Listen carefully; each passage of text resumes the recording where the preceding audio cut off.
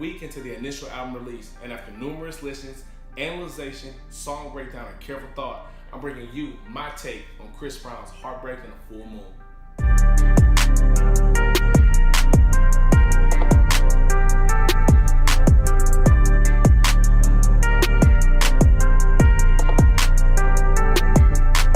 Here we have it, the 8th solo album by Chris Brown, Heartbreak on a Full Moon. Out the gate, as soon as the album drops or as soon as the album gets announced, all you hear is the negativity surrounding. So we're gonna cut that negativity out. People say it's too long. People say, oh, does he still make music anymore? Apparently that's the thing.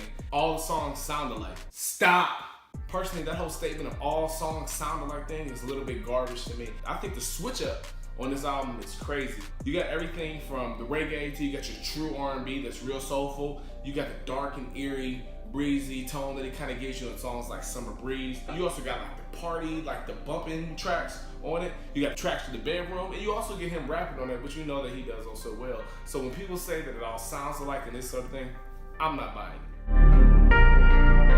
Anybody that thought that Heartbreak on a Full Moon wasn't gonna be full of bangers should have caught the signs early when all the singles came out. Privacy, Grass Ain't Greener, Party, Questions, Pills and Automobiles, High End. You can't go wrong on the track with the Super Slimy duo. I love how on this album he does something different than what he had done on like an album like Fame, where the beginning part of the album was very front loaded with the singles. This one, obviously 45 songs, is an excessive amount of songs, but with that he spreads out all the songs. So you're gonna get a couple in the beginning, you get a couple in the middle, you get a couple towards the end, and then you get the last song being Grass Ain't Greener. The first time you play the CD, the first time you're playing it through, you already know that you got 5 or 6 songs that you know off the top of your head that you were banging months in advance. The samples on the album are crazy.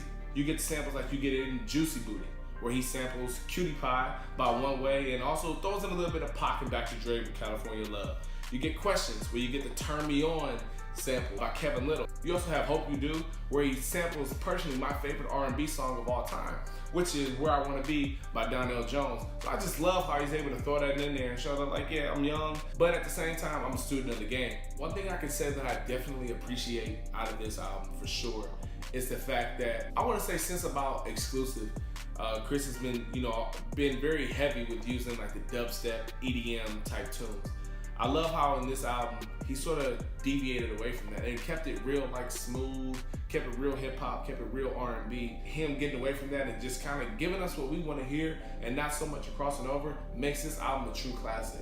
Personally, my favorite song on the entire track is Yellow Tape. It was the first track when I heard it the first time through, I had to play it back. Whatever he's talking about here, even though I didn't get it at first, I understood it next time. I love the flow on it. And it seems like it's almost something like for the fellas. Most of the tracks that you get from an R&B artist are gonna be catered towards women. I really feel like this one is for us. My top 5 songs will be, and I'm gonna say in no particular order, because obviously I told you Yellow Tape is number 1, but Lost and Found, out the gate, can't get enough of Lost and Found. Yellow Tape, of course, Tempo. That's one of the things that I wish is one of those I could dance, but can't do that, but I love Tempo. Hope You Do, which is the one where he samples the Donnell Jones, but like I said, he samples my favorite R&B song of all time.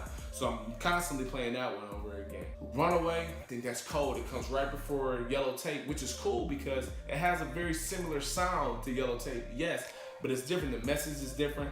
Also, there's a little bit more singing in it, a little bit more meaning behind it. Only for me, it's actually a bonus track.